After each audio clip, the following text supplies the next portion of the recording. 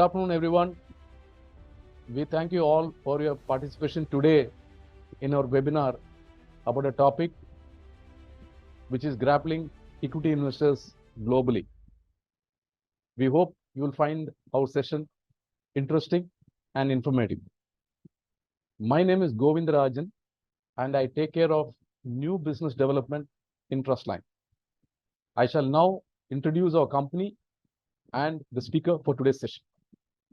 Trustline Holdings is a 15 years plus SEBI registered alternate asset management company based out of Chennai.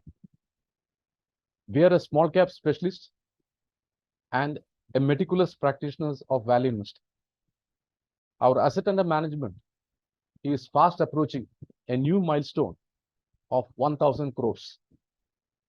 We have built a very enviable client base of C levels, numbering to more than 600. I shall now give a brief about our speaker, Mr. Arunagiri.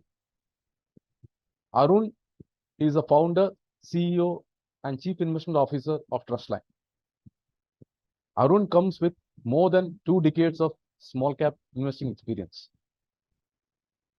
Today's session will last about 45 minutes, including 15 minutes for Q&A.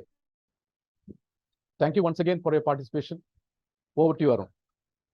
Thank you, Govind, for a very short and quick intro. Appreciate that. Let me first extend my warm thanks to each and every one of you for joining us on a weekend. Really appreciate your support and participation. Thanks for that again.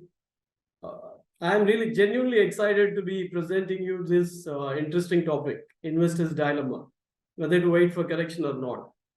And this topic is interesting for 2 reasons. One, of course, as everyone knows, markets are scaling high, and every day it's breaking new levels. In top of the mind, and every investor, this pressing question: whether invest now or wait for a sharp correction, or what do we do? They are grappling with challenge, and that's one reason. So this is a very relevant topic in that context. And second reason is there's a huge divergence which a lot of us, like people like money managers and fund managers, are facing in this market because of this surging valuation. So let me explain a little bit more on that. If you look at it on one side of the spectrum, you have very optimistic top-down view on the India's macro landscape.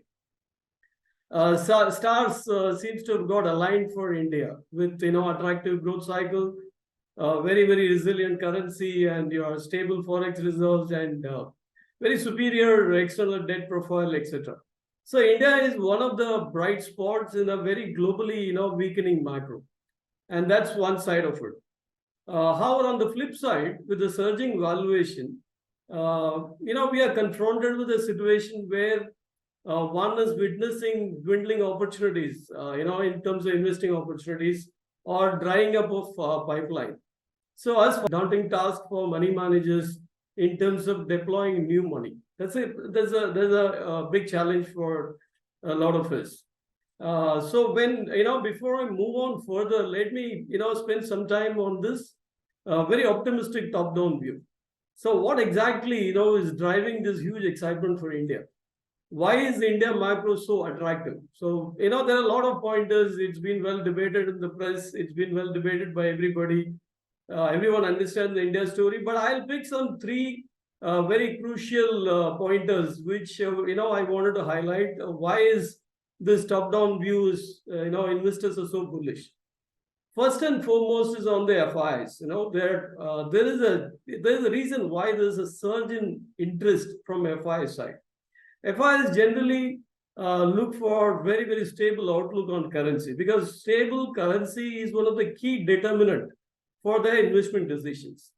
Because as all of us know, currency losses can deflate the overall portfolio returns. So stable currency is something which they look for. Now, stable currency is not something which can be managed in isolation, right? It's an outcome of a lot of things going right. Now, it's a reflection of how one manages fiscal deficit, how one manages current account, those twin deficits, and how is the monetary policy, how is the interest rate outlook and inflation outlook. So all of these combined, finally gets reflected in the currency. So in this aspect, I think India scores very high because of a well-managed fiscal deficit and current account deficit, because of stable service exports. So a lot of things are going right. As a result, the outlook for currency is very, very stable and resilient. And that's one of the reasons you are seeing this huge interest in FIs, because a lot of our neighboring countries and emerging countries, currency is one of the, you can't get that comfort from any of the other emerging countries, even including China. If for example, this year Chinese currency has fallen by 6%, whereas Indian currency is marginally appreciated. At 82.74 the beginning of the year.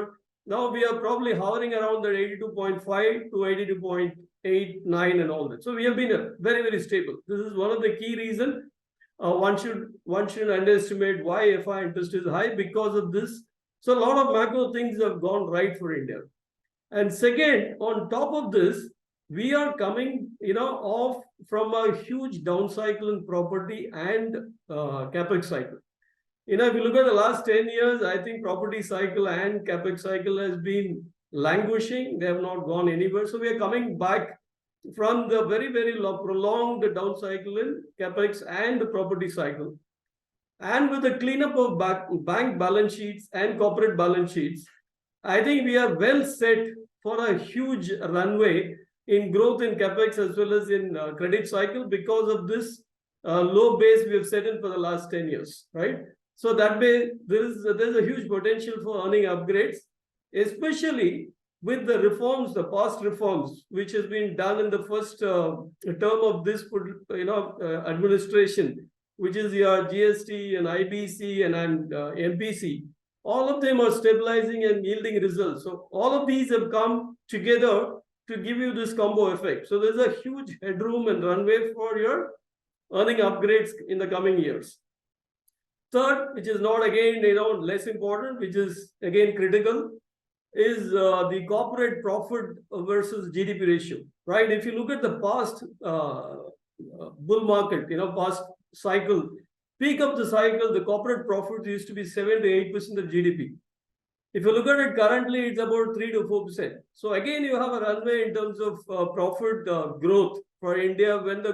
When the capex and credit cycle starts reviving, you will suddenly seeing the earning upgrades overshooting. In fact, if the nominal GDP growth is about 11-12%, your profit cycle much go beyond 15 to 20% because of this because of this upside which you can get from this. So these are some of the key pointers which I want to highlight why this top-down view is so bullish on India, right?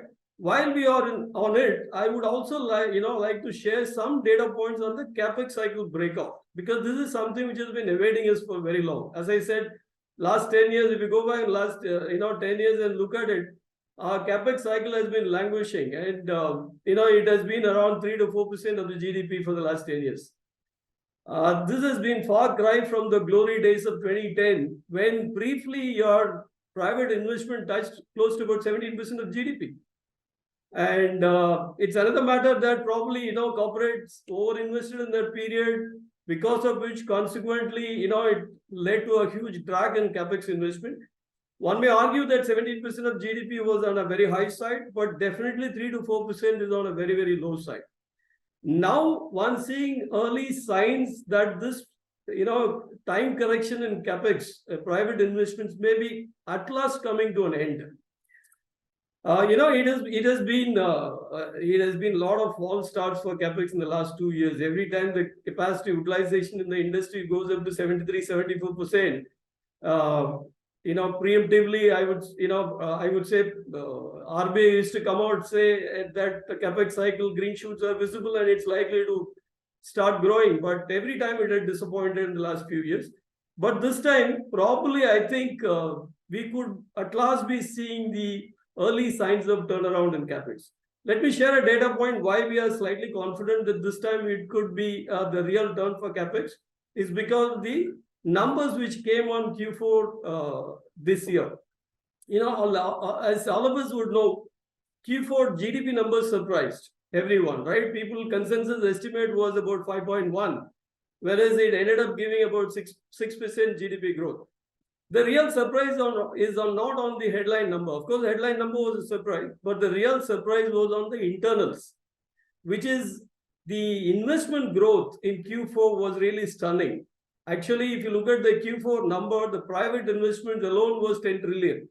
And the overall, including the public investments, it was about 14 trillion, which was all-time high for any quarter. And if you look at for the whole year of FY23, the private investments were about 25 trillion rupees, which is again all-time high. And it was almost about 90% higher than FY22. So the other noticeable factor, which is a very favorable factor in this number, is the share of manufacturing, which used to be around 44% in the previous quarter, jumped about 66% in the last quarter. So it's all moving in a very, very favorable direction. In another data point, which was released just about 2-3 days back from RBI, again points to a real solid turn in capex, is that the share of project loans on the overall loans, which used to be around 1.3% in FY22, had moved about 2.2% in FY23. And mind you, I think with the growth factor, if you add the nominal growth in GDP, it's an almost, I would say, about 85 to 90% growth in capex. So all of these are pointing to a very, very favorable turn in capex. And this is not only the macro data, even the signals which are coming from the ground, is pointing to huge project investments. I'll share one example that one of the companies where we had invested, which is an infra ancillary player, the data from them in their earnings call is pointing to huge outlays which has been which are in the pipeline for investments. For example, steel, they are talking about 13 million tons capacity expansion, and thermal is about 25 gigawatts, wind is about 5 gigawatts, and refineries and cement about 80 million tons. Lot of new airports and metro projects all together. There is a real buzz in terms of capital expansion, private investments. And mind you, I think private investment has a huge multiplier effect for GDP. So as and when it turns, and with a low base of last 10 years of low growth, you have a real headroom and runway for growth for GDP as well as for capital turn for the next 10 years. So this is a top-down view, which is extremely bullish. That's the reason I think people are foreseeing that the earning upgrade is going to come, and that's why the money is rushing in. This is on the fundamental side. Now let me shift in the same top-down view to the technical side, which is the inflows into the market, the kind of money which is flowing into the market. And of course, as as I had highlighted in some of my communication, there is a very, very seismic shift, structural shift, which is happening and unfolding in flows, both on domestic and on FI flows. Let me explain this. On the domestic flows, I think let me spend first on domestic flows. Domestic flows no longer playing a second fiddle to your FI flows. Things have changed. 2-3 years back, it used to be different, but things are different today, right? And look at the numbers. Few years back, just about 2-3 years back, FI equity asset under management, right? The overall asset under management MTM value used to be the difference between FIs and the domestic institution equity asset under management on mark-to-market basis.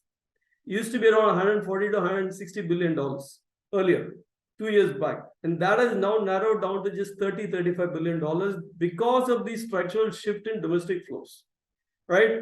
Imagine there is 40 billion dollars have gone out last year from FIs, and still market has not budged too much in FY22, that is calendar year 22, because of this systematic flows from the domestic side. Domestic institution, when we say, it includes mutual funds, it includes insurance, it includes provident fund and banks. All of them are clubbed together as domestic institutions.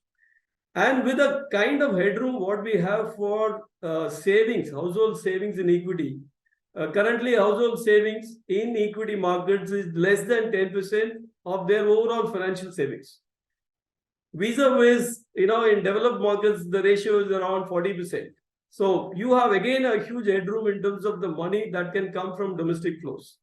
And one is anticipating 30 to 40 billion dollars of annual flows from domestic. So it's question of time with this kind of headroom that's available for domestic flows, that it's question of time before the domestic institutional AUM in equity overshoots the FIs. It's a question of time. It may take, it may take a few years, but the direction is very, very clear. The domestic money is going to more dominate than the FI money.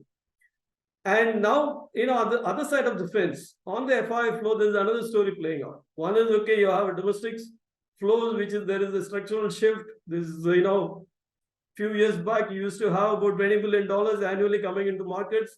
Today, it has jumped close to about $35 to $40 billion, and it's going to grow much higher in the coming years. On the FI, there's another shift, which is again a structural shift, which is more of a China reallocation story from the FI's point of view. Earlier, in terms of money flow into China and India, if you take a comparison, if there is to be a $1 which comes to India from FIs, there's, the money which used to go to China is about $5.5. This equation is likely to change in the coming years because of various geopolitical as well as Chinese growth challenges, right?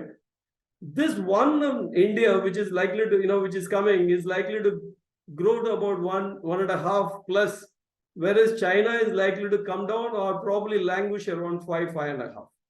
This particular reallocation probably, this may look, in comparison, 5.5 to 1.5 may not look big, but one moving to 1.5 is a 50% jump for India. So this is unlikely to, it's not that it's going to play overnight.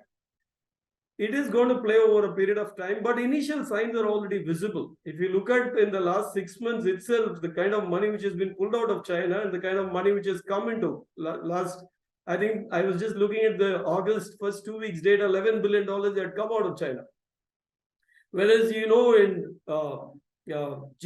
May, June, July, we had received $5 billion in every month. So the shift is already happening. And also in terms of MSCI emerging market weight, if you look at 2020, China used to have 38%, and that has fallen to about 29%. In India in 2020 used to have about 8.5%, which has moved about 14.5%. So there's a clear shift happening.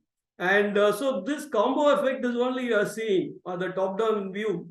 Why there is such a surge in investments is the combination of these fundamentals, which I talked about in terms of India story, and the structural shift which is happening on the flows from both domestic as well as FI side. So this combo effect, of course, is boosting the valuation, and obviously investors are front loading all the prospects into the current price, and there's a dramatic expansion in multiples in terms of valuation. So that is the flip side of the equation. In the start of the presentation, we said you have the divergence. One is top-down view is so bullish, and you have a flip side which is where to invest because the valuations have surged. Now, coming back to that question, what should investors do? That's the main topic of this discussion, whether given all this positive view on India and the structural shift in flows and the expanding valuation, whether investors should wait for the correction or should, start putting money. That's a real dilemma, and this is a top of the mind question most of the investors, and there are no easy answers. Only thing what I can tell you is, let's go back and look at calendar year 2022. That might throw some insight into what could happen in the coming months and years, right? CY22, that is calendar year 2022, was a down cycle for the global markets. Interest rates were going up, Fed was hiking rates because of inflationary challenges, and globally markets were going down. And FIs pulled out $40 billion from Indian markets. Still, Indian market corrected, of course, but it recovered, came back, and it outperformed other emerging markets as well as the global markets. Let me tell you, in any other down cycle, $40 billion pullout would have wiped out significant part of Indian markets. That didn't happen last year. The reason was the domestic inflows. Because there was a huge systematic, SIP flows, which have been very steady around 13,000 to 15,000 crore per month from PFs, NPS, and insurance and the banks. I think the domestic flows really surprised on the upside and made sure that we outperformed. So that's the context one has to look at. So when $40 billion went out, the markets didn't correct much.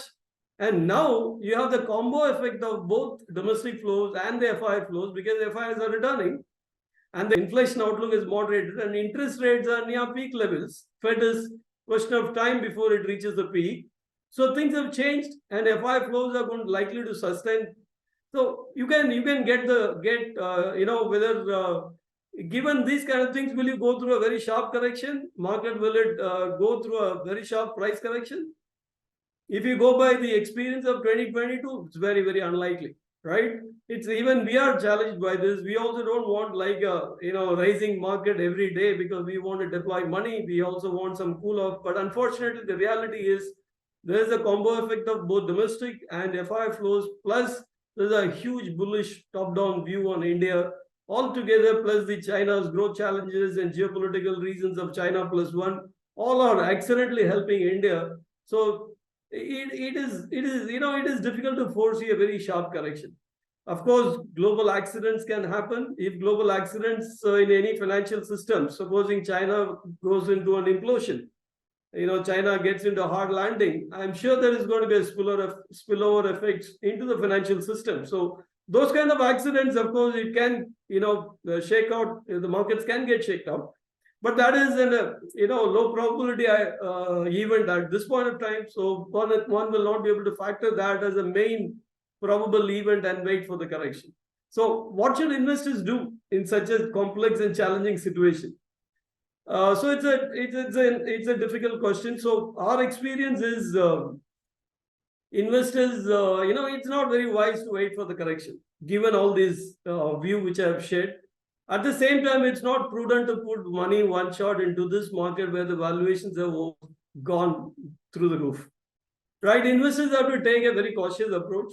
They got to participate in this, but in a very phased manner. Maybe through an SIP kind of model, through mutual fund. And whenever there is more volatility, increase the quantum of money which you put. Otherwise, keep putting some money. Or look for a strategy like ours, the PMS strategy like ours, where the deployment happens over a period of time, using the lull period or consolidation, which happens once in a while. See, I let our own experience, in fact, resonates with this view. Is in the last 2 months, we have taken a lot of new money with a lot of caution. We were not very confident that we'll be able to deploy money, so we were going very slow. We were discouraging investors to come in, but some investors wanted to come and participate, so we took money. For those investors, we were not even confident of deploying even 20% of the money which had come in the last 2 months. But to our surprise, that today, as we stand, I look at some of the reports, we could manage to deploy close to about 45 to 50%. Using the lull period and consolidation, which happens, once in a while in the market. So this is what one needs to do. Given these deployment challenges, you can't rush into the market. At the same time, you can't wait, because the view on India is so good when you look at from the long-term point of view, that you got to participate, but you got to participate in a very, very cautious and put money in a phased manner. That's what I would summarize this. So the view, top-down view, is very, very bullish for India, given those, bright spots for India. And in terms of the way we have managed our macro and the resilient rupee. Plus, given the structural shifts which are happening in flows, one needs to be really, you can't wait for correction forever. One may get it, one may not get it. Sharp price correction doesn't look likely at this point of time unless there's a global accident. So given all these, I think one needs to participate, but in a very, very stock-specific and phased manner. That's what I would suggest. And with that, let me conclude my presentation. And thanks a lot for the participation. For more videos, subscribe to our YouTube channel for our regular updates and follow us on other social medias.